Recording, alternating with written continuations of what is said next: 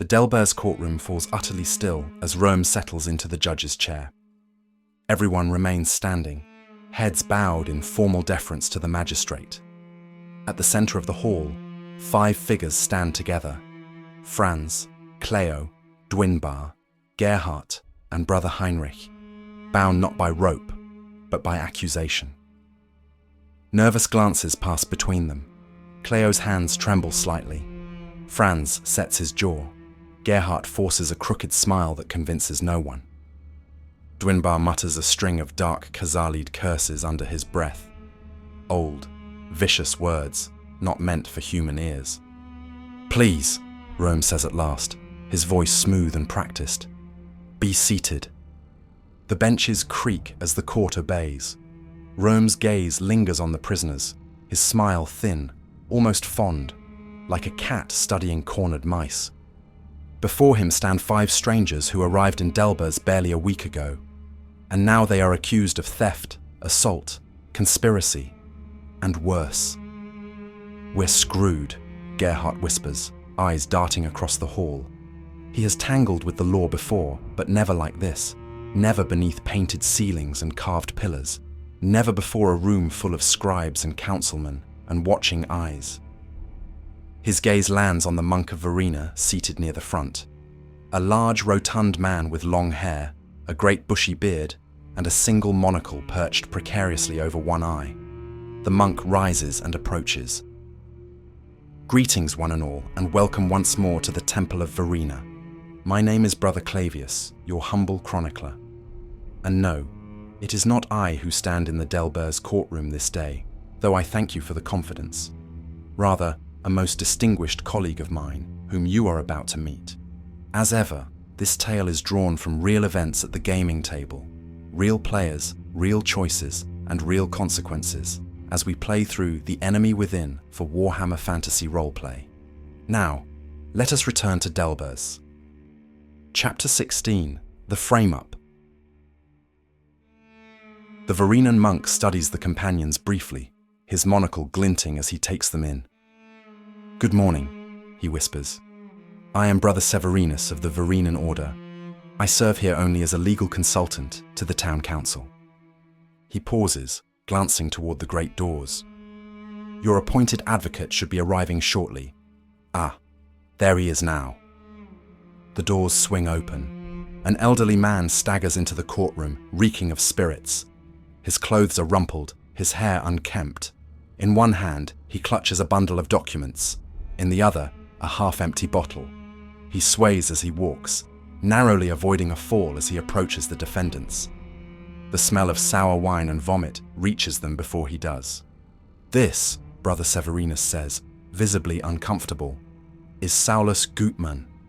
He will be representing you today, in accordance with the legal statutes of the free town of Delbers." Gutmann grins broadly, eyes unfocused.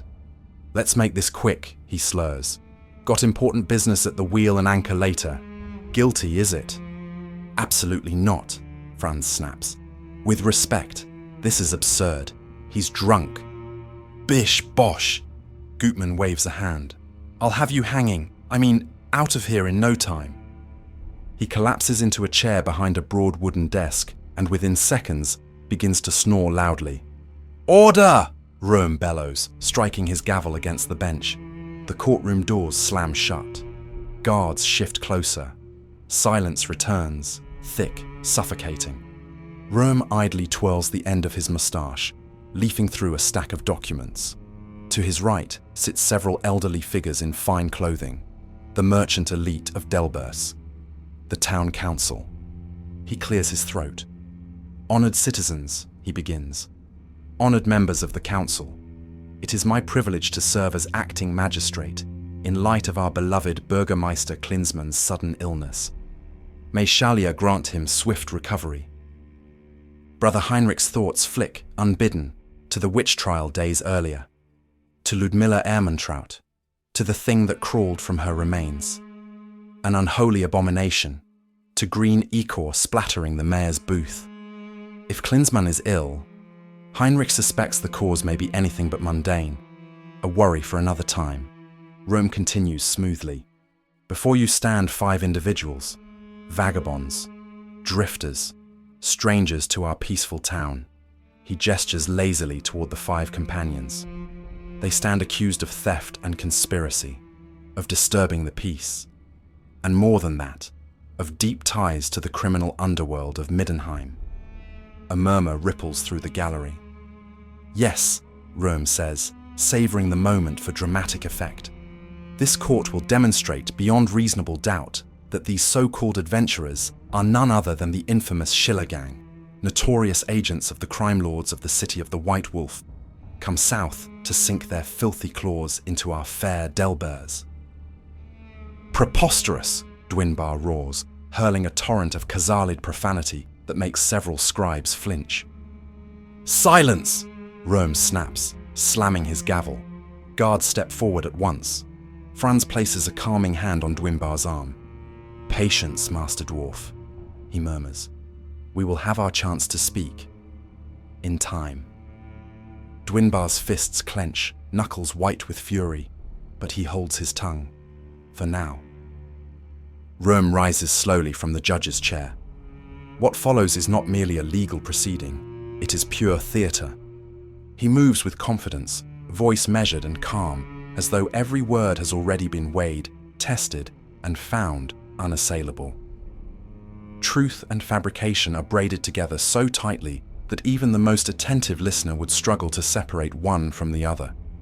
He begins at the beginning, the back alley fight, a violent disturbance in Delbers' lower quarters at broad daylight. Blades drawn, blood spilled. Röhm allows the details to linger, painting the companions as aggressors, dangerous strangers who brought their brutal habits into a peaceful town. Then the Pegasus, the theft of Hieronymus Blitzen's prized steed, an act he frames not merely as robbery, but as sacrilege, an attack on Delbers itself. From there, he traces a careful pattern, the companions asking questions at the Great Oak Inn about shipments, schedules, guards, questions that, in Röhm's telling, sound less like curiosity and more like reconnaissance. The assault on Ernst Fegelein, an associate of Röhm's in the streets of Delbers. Not a scuffle, not a misunderstanding, but a deliberate attempt to silence a man who was on to their sinister plans. Their repeated encounters with the Town Watch, as corroborated by Watch Captain Weiss and Sergeant Gans, always present when trouble erupts, always just close enough to be involved. And finally, the wagon. Röhm gestures grandly as the name is spoken aloud, Röhm and Sons, a legitimate family business of his father's making, a respected lumbering enterprise. And yet, according to the evidence presented, the very wagon used to transport the stolen Pegasus. He allows that to sink in. This is personal to him. Witnesses are summoned. First comes Kramer, the old gravedigger from the Temple of Mor. He shifts nervously under questioning, hands twisting in his cap as he confirms that the companions brought bodies to the temple under unusual circumstances. He cannot accuse them outright, but his uncertainty is damning enough. Suspicion clings to every word. He also mentions the gang's affiliation to the dirty Strigani in the camp outside of town. Then Röhm calls his most important witness, Jakob Metzger. The bruised Middenheimer thug is led forward, captured following the back alley fight days ago. His injuries are still visible. His eyes dart nervously as he swears his oath. And then he speaks. His account is polished, rehearsed, delivered with a confidence that can only come from repetition.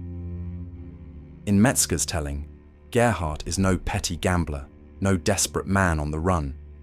He is a lieutenant, high-ranking, dangerous, serving one of the most powerful crime bosses in Middenheim. A shadowy figure known only as the Man. At the name, the room shifts. Council members exchange worried looks. Merchants frown, fingers tightening around signet rings. Citizens whisper behind raised hands. The implication is clear. This is not merely a local crime. This is organized, external, predatory, dark forces from the Middenheim underworld seeking to invade their community. Röhm presses on mercilessly. He weaves Metzger's testimony together with earlier accusations, presenting the companions as agents sent south to destabilize Delbers, to steal its wealth, to remove its wizard. Again and again, he returns to Hieronymus Blitzen. His disappearance is no coincidence, Röhm insists. It is central to the plot. A kidnapping, most likely. A calculated move to weaken the town's defenses and leave it vulnerable to further criminal influence. The companions listen in grim silence. They exchange glances, subtle shakes of the head. Franz's jaw tightens. Cleo feels heat rise in his chest. Dwinbar's hands curl into fists. Gerhardt manages a weak, almost apologetic smile, an expression that convinces no one. Every word confirms what they already know. This is a frame-up. And all the while, behind them, their appointed legal representative slumps in his chair, snoring loudly. Drool glistens at the corner of his mouth, a grotesque comedic counterpoint to the gravity of the accusations being laid before the court. At last, Röhm finishes. He returns to his seat with a satisfied nod, folding his hands neatly before him, as if the matter is already settled. The courtroom hums with unease. At that moment, Brother Severinus of the Varainen Order rises from his seat. He approaches the bench with measured steps and leans in toward Röhm and the assembled town council. At first, his voice is low, little more than a murmur. Heads incline, brows furrow. The discussion remains contained. For a heartbeat, then it intensifies. Röhm's smile tightens. His fingers drum once against the wood of the bench. Whatever the monk is saying, it is not welcome. I wonder what this is all about, Franz whispers. Heinrich, meanwhile, watches Sergeant Gans. The watchman stands rigid near the wall, jaw clenched. Over the past week, he has crossed paths with the companions more times than he can count, and never once have they seemed like hardened criminals from Middenheim's underworld. He knows something is wrong here, but he also knows when to keep silent. Brother Severinus straightens and turns to face the court. In accordance with the procedural statutes of the free town of Delbers, he says calmly, any defendant is entitled to speak in their own defense and to proper legal representation. His gaze drifts toward the rear of the chamber. It appears, he continues evenly, that the court-appointed legal aid is indisposed. All eyes turn to Saulus Gutmann, slumped in his chair, snoring loudly. Then farts. A ripple of uneasy laughter passes through the gallery. As a representative of the Temple of Verena, Brother Severinus goes on, and as official legal consultant to this council, I am prepared to assume the role of advocate, should the defendants consent. Heinrich looks to Franz. Franz looks to Cleo. Cleo meets Gerhardt's eyes, then Dwinbar's. One by one, they nod. Very well, Brother Severinus says. He steps forward, positioning himself between the companions and the bench. He folds his hands behind his back and looks directly at Röhm.